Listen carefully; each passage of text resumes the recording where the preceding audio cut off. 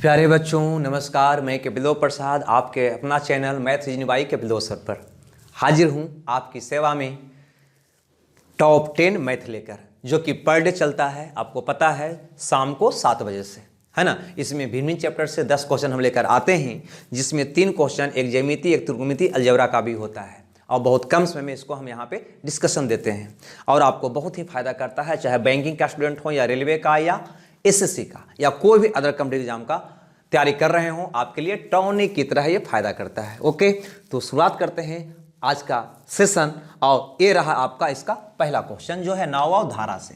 लेकिन ये क्वेश्चन बनाने से पहले हम थोड़ा सा बैक क्लास की ओर नजर डालें। बैक क्लास में मैंने बताया था कि जब भी नाव धारा का प्रॉब्लम हो तो आपको याद रखना है, नाव की चाल को लाइफ टाइम तक x मानना है, धारा की चाल को क्या मानना है, y मानना है। धारा के दिशा में नाव की चाल अगर पूछा जाए तो ये हो जाएगा x प्लस y, और धारा के विपरीत अगर नाव की चाल पूछा जाए तो ये हो जाएगा x माइनस y। ओके, ये बात लाइफ टाइम तक याद रखना। ऐसा बात पिछले क्लास में भी हम बोले थे, जब जब आएगा जब बोलेंगे, ठीक है। क्योंकि बस इतना कंसेप्ट आपके पास है तो नाव धारा का कोई भी क्वेश्चन हो बहुत आसान हो जाएगा। चलिए सीधे आते हैं क्वेश्चन पर। कहता है धारा का दिशा में तथा धारा के विपरीत एक तैराक की चाल क्रमशः 13 किलोमीटर प्रति घंटा तथा 10 किलोमीटर प्रति घंटा है, तो धारा का वेग क्या है। चलिए, तो धारा का दिशा में 13 किलोमीटर और धारा का विपरीत 10 किलोमीटर। तो धारा का दिशा में जो ही बोला तो धारा का दिशा में नाव का चाल हो जाएगा x प्लस y, जो दिया है 13 किलोमीटर प्रति घंटा। और धारा का विपरीत मतलब धारा का विपरीत नाव की चाल को क्या कहते हैं, x माइनस y, जो आपको दिया हुआ है 10 किलोमीटर प्रति घंटा। तो धारा की चाल क्या है, मतलब y का मान आपसे पूछ रहा है। और ऐसा तो हम पढ़ चुके हैं कि योग और अंतर दे दे तो छोट का मतलब y का माने जो घट रहा है उसका, है ना, मान निकालना हो तो ये दोनों के घटा के आधा, ठीक है। तो 13 में से 10 गया 3 का आधा हो जाएगा 1.5 किलोमीटर प्रति घंटा। आंसर जो ऑप्शन बी में है, अतः बी आपका सही उत्तर होगा।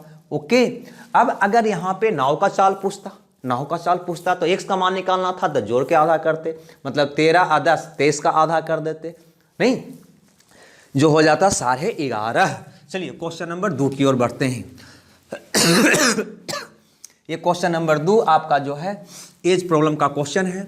जल्दी से आंसर, हमें उम्मीद है कि आप आंसर दे रहे होंगे, बना रहे होंगे। नहीं बना, चलिए कोई बात नहीं। पिता की आयु अपने पुत्र की आयु का 4/1 मतलब 4:1 में है। मतलब दूसरा कहता है कि पिता और पुत्र के आयु का अनुपात है 4:1। उनकी आयु का गुणनफल 196 है। तो उसके आयु का गुणनफल 196 है, तो बहुत सारे विद्यार्थी कर क्या देंगे कि 4 गुना 1 अनुपातिक 4 का वैल्यू 196, जो बिल्कुल गलत हो जाएगा। जब भी गुणनफल रहे, वर्गों का योग रहे, घनों का योग रहे, तो पहले अनुपातिक को मान लेना है। मानना होगा हमें कि पिता का आयु 4 है तो 4x, पुत्र का आयु 1 है तो x। क्लियर। अब यहाँ पे देखना है कि उनका गुणनफल 196 है, ये आयु का गुणनफल 196 है, का मतलब 4x गुना x बराबर 196। काट दीजिए, 4 × 16 9 49, तो एक्स स्क्वायर का वैल्यू 49, तो एक्स का वैल्यू कितना हो जाएगा 7। अब कहता है 5 वर्ष बाद उनकी आयु का अनुपात क्या होगा। तो 5 वर्ष बाद पिता और पुत्र के आयु का अनुपात क्या होगा, तो निकाल दीजिए, है ना। पिता का हो जाएगा 7 × 4 28 वर्ष अभी।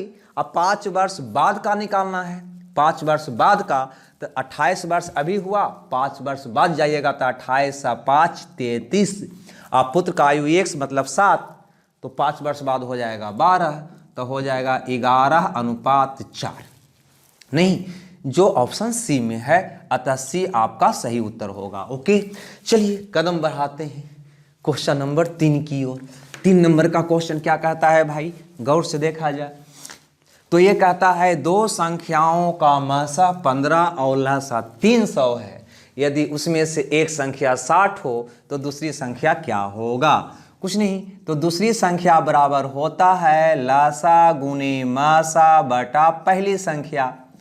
नहीं, क्योंकि हमें पता है दो संख्याओं का गुणनफल उसके लसा और मसा के गुणनफल के बराबर होता है। नहीं तो दूसरी संख्या बराबर लसा गुने मसा बटा पहली संख्या। लसा आपका दिया हुआ है 300 और मसा दिया हुआ है 15 और पहली संख्या के बारे में बोल रहा है कि है 60। बस आंसर कितना हो जाएगा 75, जो ऑप्शन बी में है, अतः बी आपका सही उत्तर होगा। ओके, चलिए क्वेश्चन नंबर 4 की ओर। ये क्या कहता है भाई, तो 4 नंबर का क्वेश्चन नौधारा से ही पुनः रिपीट किया, कोई बात नहीं। अभी बताए हैं नौधारा का कंसेप्ट। नाव की चाल शांत जल में 2 किलोमीटर प्रति घंटा है। तो शांत जल में जो होता है उसको तुम x कहते हो, मतलब x का मान हो गया 2 किलोमीटर प्रति घंटा। धारा का विपरीत उसकी चाल, धारा का विपरीत का मतलब हो गया x माइनस y, कितना है 1 किलोमीटर प्रति घंटा है। ओके, तो धारा का चाल क्या है, मतलब y का मान पूछ रहा है। बहुत सारे विद्यार्थियों को लग रहा होगा कि यही क्वेश्चन भी आया था, पुनः ही आ गया। मेरा ये टॉप 10 लेने का उद्देश्य है आपको मैथ सिखाना। जब तक क्वेश्चन का रिपीटेशन नहीं होगा, जब तक आपके दिमाग में वो सेट नहीं होगा, ठीक है, तो बस ये ट्रैक आपको आते रहेगा। अब देखिए, अभी बताए थे x का मान 2, x में y का मान 1, y का मान निकालना है तो कैसे निकालेंगे, इसमें से इसको घटा लेंगे, तो 2 में से 1 गया, 1 किलोमीटर प्रति घंटा, जो ऑप्शन बी में है, अतः बी आपका सही उत्तर होगा। ओके, चलिए क्वेश्चन नंबर 5 की ओर बढ़ते हैं। 5 नंबर का सेशन भी पिछले क्लास में आया था, नहीं, पिछले क्लास में 5 नंबर का भी क्वेश्चन आया हुआ है इस टाइप से, है ना। कहता है एक व्यक्ति 900 रुपये प्रति कुर्सी की दर से 2 कुर्सी खरीदता है। पिछले क्लास में था 990 रुपये की दर से, है ना, 2 कुर्सी खरीदता है। कोई बात नहीं, CP अनुपात CP2 हो जाएगा 900 अनुपात 900, मतलब हो जाएगा 1:1। नहीं, अब सोचो, दोनों कुर्सी का क्रय मूल्य हो जाएगा 2, जिसमें पहला कुर्सी का क्रय मूल्य 1, दूसरा कुर्सी का क्रय मूल्य भी कितना हो गया, 1 हो गया। अब यहाँ पे कहता है कि यदि एक कुर्सी पर 20% का लाभ तो गुना 20, दूसरे कुर्सी पर 10% की हानि तो गुना हो जाएगा -10। तो आपको बताना है कि सौदे पर क्या प्राप्त हुआ, तो गुना x, बस x का मान निकाल दीजिए। तो 20 में से 10 गया, 10/2, 5% प्लस आया, मतलब लाभ हुआ, मतलब 5% का लाभ। ठीक है, ये क्वेश्चन पिछले सेशन में भी इस टाइप का आया था। ठीक है, 5% का लाभ का मतलब आपका आंसर कौन हो जाएगा, बी हो जाएगा। ओके, चलिए क्वेश्चन नंबर 6 की ओर बढ़ते हैं। 6 की ओर, 6 नंबर का क्वेश्चन कहता है 4 के पावर 61 प्लस 4 के पावर 62 प्लस 4 के पावर 63 निम्नलिखित में से किस संख्या से विभाज्य होगा। यहाँ पे 4 ऑप्शन भी दिया हुआ है। ए में है 3, बी में है 11, सी में है 13 और डी में है 17। ठीक है, करना क्या है, ऐसे प्रश्न को बनाने के लिए इसको में से 4 के पावर 61 कॉमन ले लीजिए, तो ये बचेगा 1, ये बचेगा 4 के पावर 1 मतलब 4, ये बचेगा 63 में 2, 4 के पावर 2 मतलब 16, है ना। मतलब हो जाएगा कि 4 के पावर 61 गुना 16 4 20 है 1 21। अब कहता है कि यह संख्या जो है इस चारों में से किससे विभाजित होगा। 17 से तो नहीं, 13 से तो नहीं, 11 से तो नहीं, लेकिन अगर 3 को इसके नीचे लाते हैं तो देखिए, तो 3 सते 21 कट जाएगा क्या, तो कहता है किससे विभाजित हो जाएगा, तो आपका आंसर हो जाएगा ए। ओके, चलिए क्वेश्चन नंबर नेक्स्ट की ओर बढ़ते हैं, मतलब 7 की ओर। 7 नंबर का क्वेश्चन आपके स्क्रीन पे है ना, टाइम एंड वर्क का क्वेश्चन है। अगर टाइम एंड वर्क में दिक्कत होती है तो इस पे हम प्ले लिस्ट में जाइएगा, टाइम एंड वर्क का पूरा सेशन दिया हुआ है। कहता है ए एक काम को 4 घंटा में, ए काम को 4 घंटा में, बी और सी 3 घंटा में, बी और सी 3 घंटा में, तथा सी और ए और सी इस काम को 2 घंटा में करता है। ओके, आपका प्रश्न है कि बी अकेला इस काम को कितना घंटों में करेगा, कितना समय लेगा। चलिए कोई बात नहीं, कभी भी टाइम एंड वर्क का क्वेश्चन आवे तो सबसे पहले यहाँ पे कुल काम लेना है। और कुल काम के कौन लेना है, तो वो लेना है जो ये तीनों से कटे, है ना। आज तीनों से कटने वाला सबसे छोटी संख्या होता है, इसका एलसीएम, मतलब 4 3 2 का एलसीएम ही कुल काम मान लीजिए, एक मत मानिएगा, भूल के भी नहीं। तो 4 3 2 का एलसीएम हो जाएगा 12, मतलब कुल काम 12, मतलब आपके घर पे टोटल 12 रसगुल्ला बनाना है। कितना रसगुल्ला? 12 रसगुल्ला। अब पता करना है एफिशिएंसी जो होता है एक दिन का काम, ये कैसे पता करेंगे? तो ये डेज से भागा देकर, तो 4 से भागा दो 12 में, कितना आ जाएगा 3, ये 3 से भागा दो कितना आ जाएगा 4, 2 से भागा दो कितना आ जाएगा 6, मतलब निकल के सामने आया कि ए एक दिन में 3 रसगुल्ला बनाएगा, बी और सी एक दिन में 4 रसगुल्ला बनाएगा, सी और ए एक दिन में 6 रसगुल्ला बनाएगा। अब यहाँ पे हमको बी का निकालना है, तो बी का कैसे निकलेगा? तो गौर कीजिए, अगर ये दोनों को कंपेयर करते हैं, मतलब सी ए में से ए को घटाते हैं तो सी का निकल जाएगा, तो सी का कितना निकल जाएगा? तो 6 में से 3 गया 3, मतलब सी का एफिशिएंसी निकल जाएगा 3। नहीं, जब सी का 3 निकल गया, ऊपर लिख देते हैं, सी का एफिशिएंसी कितना निकल जाएगा? 3। जब यहाँ पे 3 पुट करिएगा तब बी का निकल जाएगा, क्योंकि बी और सी एक दिन में 4 काम करता है, और सी का आप निकाल लिए 3, तब बी का हो गया 1।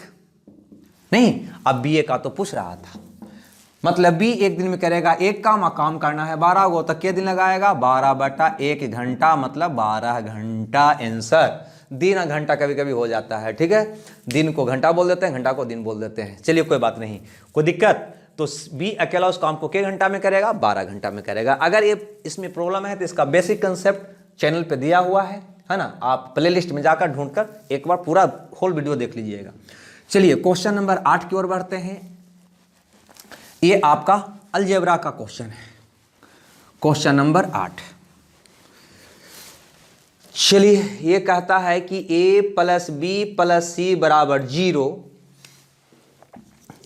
a + b + c = 0, तो a + b बटा c + b + c बटा a + c + a बटा b, यही ना है, इंटू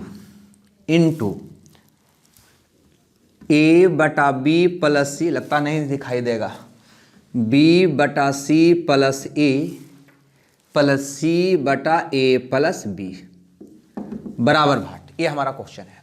अब यहाँ पे इस क्वेश्चन को बनाने के लिए क्या करें? तो कुछ नहीं, a का, b का और c का कुछ ऐसा मान ले लें ताकि उसका योग कितना आ जाए? 0 आ जाए, बस इसको हल कर दें। लेकिन ध्यान रहे, ऐसा मान होना चाहिए ताकि किसी के हर में 0 ना आए, नहीं तो हमारी बस चलता तो ए का मान भी 0, बी का मान भी 0, सी का मान भी 0 ले लेते। तो 0 लेंगे तो इसके सबके हर में 0 आ जाएगा, अतः इन्फिनाइट मान हो जाएगा, अतः हल नहीं कर पाएंगे। अतः ए बी सी का कुछ ऐसा मान सोचेंगे ताकि तीनों का योग क्या आ जाए? 0 आ जाए। देखा जाए क्या सोचें भाई। तो ऐसा करते हैं, 1 1 -2 ले लेते हैं, तो 1 1 2, 2 में से 2 गया 0। यहाँ पे ध्यान देना है, कभी भी इसका मान हर में 0 नहीं आना चाहिए, हमको लगता है कि नहीं आएगा। चलिए बनाइए, a का मान 1, b का मान 1, तो a का 1 2, तो 2 बटा c का मान लेना है -2 प्लस b प्लस c, तो b का मान 1 और c का मान हो गया -2, तो ये हो जाएगा -1 बटा a का मान लेना है कितना? 1 प्लस c का मान -2, a का मान 1 है ना, तो ये हो जाएगा -2 प्लस 1 का मतलब -1 बटा b का मतलब 1। ओके, इधर बढ़िए, a का मान 1 बटा b प्लस c को जोड़ोगे तो आ जाएगा -1 प्लस b का मान 1 c प्लस a, तो c ये करोगे तो -1 आ जाएगा प्लस c बटा a प्लस b, तो c हो गया -2 और a भी हो जाएगा 1 1 2, बस यही तो हुआ। हल कर दो तो कटेगा तो हो जाएगा -1 -1 इधर हो जाएगा -1 और वो भी हो जाएगा -1, तो हो गया -3 गुना -3 मतलब 9। देखा जाए ऑप्शन कौन में है? 9 डी में है, अतः डी आपका सही उत्तर होगा। ओके, ध्यान रखिएगा। आपको मेरा एक नया भी यूट्यूब चैनल है, वेब स्टडी है ना, आप इसे जरूर सब्सक्राइब कर लीजिएगा। इस पर अभी फिलहाल 6 से 7 PM में पर डे क्लास 1 चल रही है, ठीक है, इसको जरूर आप एक बार देख लीजिएगा। वेब स्टडी है ना, बाई के बिलो सर 6 से 7 में इस पर क्लास चल रही है और इसमें क्लास शुरू होने वाला है इसके आगे, ठीक है ना। और अभी इस पर आपका क्लास पर डे, इस पर अभी आपका क्लास पर डे 7 से 8 में टॉप 10 और 8 से 9 में चल रहा है आपका CB2 स्पेशल मैथ, ठीक है, जरूर उसको देखिएगा। आगे चलिए, और अगर आपको पीडीएफ चाहिए तो पीडीएफ के लिए इस वीडियो के डिस्क्रिप्शन में हम अपना टेलीग्राम का लिंक डाल दिए हैं। मेरा जो चैनल है टेलीग्राम पे वो वेब स्टडीज करके है, जिसका लिंक इस वीडियो के डिस्क्रिप्शन में हम डाल दिए हैं। उसको जरूर खोलकर ज्वाइन कर लीजिएगा। और मेरा कोर्स जो है अनअकैडमी पे भी है ना, हम फ्री लेसन डालना स्टार्ट कर दिए हैं। वहाँ भी जाकर फ्री कोर्स आप कर सकते हैं मेरा, ठीक है, अनअकैडमी पे, ठीक है। कई लेसन डाले हैं, जैसे काउंटिंग ऑफ फिगर डाले हैं, क्लाउड डाले हैं, और इधर बहुत सारा क्लास हम उस पर डाल रहे हैं। अतः उस पर भी जाकर आप है ना मेरा क्लास कर सकते हैं। चलिए क्वेश्चन नंबर 9 नंबर का क्वेश्चन क्या कहता है भाई, इसको भी देख लिया जाए। उब रहे हैं नहीं, चलिए उबिए नहीं, आंसर दीजिए क्वेश्चन नंबर 9 का। चलिए 9 नंबर का क्वेश्चन कहता है कि ABC के त्रिभुज है, ABC त्रिभुज ABC के कोण B और C के बाह्य द्विभाजक B पर मिलता है। मतलब बाह्य द्विभाजक का मतलब हो गया, इसको आगे बढ़ाओ, यह जो कोण बना A वाला, इसका द्विभाजक और इसका द्विभाजक कहाँ मिलता है, इसका द्विभाजक और इसका द्विभाजक P पर मिलता है। यदि कोण BAC 80 डिग्री, BAC यह वाला कोण कितना है 80 डिग्री, तो BPC इसका मान क्या होगा, ये हमारा क्वेश्चन। याद करो, ये लगातार 3 सेशन से आ रहा है, क्योंकि इस पे 3 क्वेश्चन बनता है जो हम बताए थे, अंतः द्विभाजक, बाह्य द्विभाजक, एक अंतः और एक बाह्य। पिछले क्लास में बताया था ना, यहाँ पे नहीं बताएंगे, यहाँ पे सिर्फ इसका मान बताएंगे। क्या होगा, कोण BPC बराबर 90 माइनस कोण A का आधा, ये ना बताए थे, 90 माइनस कोण A का आधा, मतलब हो जाएगा 90 माइनस 80/2, मतलब 90 माइनस 40, मतलब हो जाएगा 50। दिखाई दे रहा है, 50 है कोई में, ए में है, अतः ए आपका सही उत्तर होगा। ओके, कोई दिक्कत? इसके बारे में हम पूरा कंसेप्ट हम मतलब पिछले क्लास में, उसके पिछले में भी, दोनों में लगातार दिए हैं हम। एक में दिए थे अंतः द्विभाजक, एक में दिए थे अंतः केंद्र करके, अभी आया बाह्य द्विभाजक, ठीक है। और सोच लो आगे क्या आएगा। हम जब भी क्लास ये दे रहे हैं तो लगातार एक लिंक जोड़ कर दे रहे हैं, ताकि वो क्वेश्चन इसमें मोटिवेट होके आ जाए, ताकि वो आपके दिमाग में सदा के लिए बैठ जाए। बहुत सारे विद्यार्थियों को लगेगा कि सर ये तो रिपीट कर रहा है, नहीं, उबना नहीं है, बिल्कुल आपको कंठस्थ मैथ करा देना है। ये लगातार एपिसोड आप देखिएगा तो कुछ ही दिनों में आपका सारा मैथ लगता है कि दिमाग में याद हो गया, क्वेश्चन याद हो गया, आंसर भी याद हो जाएगा। समझ में आया बात? उसके बाद एग्जाम में बैठिए, आराम से रिजल्ट निकालिए और मेरे पास 1 केजी मिठाई पहुँचा दीजिए। ज़्यादा हो गया, चलिए 250 ग्राम में पहुँचा दीजिएगा, लेकिन चलिए मत बताइएगा, लेकिन कमेंट जरूर कर दीजिएगा। ये वीडियो कैसा लगा जरूर लिख दीजिएगा। लाइक तो आपको करना ही करना है, और अपने फ्रेंडों में शेयर भी कर दीजिएगा। थोड़ा सा डाटा समाप्त होगा, ज़्यादा नहीं करिएगा। चलिए कोई बात नहीं, हम संतोष कर लेंगे इतना ही से, ठीक है, कि आप देख रहे हैं। ओके, चलिए क्वेश्चन नंबर आज का आखिरी, क्वेश्चन नंबर 10। ये क्या कहता है, तो ये आपका क्वेश्चन है त्रिकोणमिति से। आपको पता ही है ज्यामिति, त्रिकोणमिति, अलजेब्रा का एक का क्वेश्चन, मतलब 3 क्वेश्चन पर डे लाएंगे। क्वेश्चन नंबर 10 कहता है tan x plus y into tan x minus y बराबर 1, तो tan 2x/3 का मान क्या होगा। ये पूरक पर आधारित है दोस्तों, ध्यान दीजिएगा। यहाँ पे थोड़ा सा देख लीजिएगा, साइन का पूरक होता है कॉस, टैन का पूरक होता है कॉट, और कौसेक का पूरक होता है सेक, ठीक है। साइन का पूरक कॉस या कॉस का पूरक साइन, टैन का पूरक कॉट, कॉट का पूरक टैन, कौसेक का पूरक सेक, सेक का पूरक कौसेक, याद रखिएगा। और जब भी 2 पूरक बराबर हो जब भी 2 पूरक बराबर हो तो इसका जो कोण होगा, है ना, जैसे इसका जो कोण होगा, इसका योग, यहाँ पे हम कोण नहीं दिखाए हैं, इसका योग हमेशा 90 होगा, मतलब वह भी पूरक होगा। मतलब अगर आपसे कोई कह दे कि साइन x बराबर कॉस y, तो क्या दिखाई दिया, साइन का पूरा कॉस है, दोनों बराबर है, अतः ये दोनों का योग जो होगा, मतलब x प्लस y जो होगा, कितना होगा, 90 होगा। अगर आपसे कोई कह दे कि tan थीटा बराबर कॉट अल्फा, ऐसा बोल दे, तो tan का पूरा कॉट होता है, ये दोनों बराबर है, अतः ये दोनों कोणों का योग कितना होगा, 90 होगा, मतलब थीटा प्लस अल्फा बराबर 90। बिल्कुल यहाँ पे ध्यान दीजिएगा, ये ऐसा एक निष्पत्तियां हैं। तो ये tan और cot ऐसा निष्पत्तियां हैं जो पूरक के साथ साथ व्युत्क्रम भी है। tan का व्युत्क्रम cot भी होता है और tan का पूरक cot भी होता है, याद रखिएगा।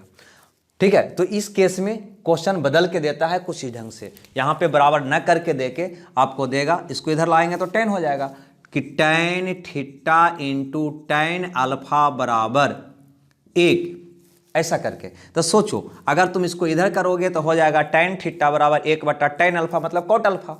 समझिएगा बात को, जो क्वेश्चन यहाँ पे है। चलिए तो देखते हैं इस क्वेश्चन को।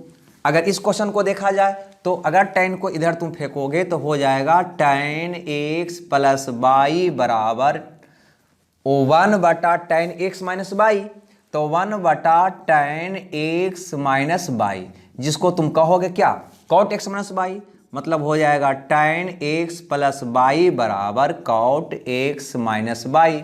अब दो पूरक बराबर है, अतः ये दोनों कोणों का योग कितना हो जाएगा, 90, मतलब x प्लस वाई, ये है x माइनस वाई बराबर 90, मतलब ये दोनों भी पूरक होगा। तो बाई बाई कैंसिल, तो 2x बराबर 90, तो x बराबर हो जाएगा 45। अब यही x का मान यहाँ पे पुट कर देना है, इसका मान निकल जाएगा। ओके, तो हो जाएगा tan, अगर 45 पुट करिएगा तो 90 बटा 2 मतलब 30 डिग्री, नहीं 90 बटा 45 पुट करोगे तो 90 बटा 3 मतलब 30 डिग्री। तो tan 30 का मान हम नहीं जानते हैं, आप तो जानते ही होंगे, कितना होता है 1 बटा √3, जो ऑप्शन ए में है। अतः ए आपका सही उत्तर होगा। ओके, हमें उम्मीद है कि ये क्लास भी आपको बेटर लगा होगा। लेकिन दोस्तों समझ ही गए होंगे, लाइक शेयर कमेंट तो आप करेंगे ही, नहीं करिएगा कोई बात नहीं, हम संतोष कर लेंगे। ओके, लेकिन क्लास देखिएगा, नेक्स्ट क्लास कल 7 PM से। Okay, bye bye.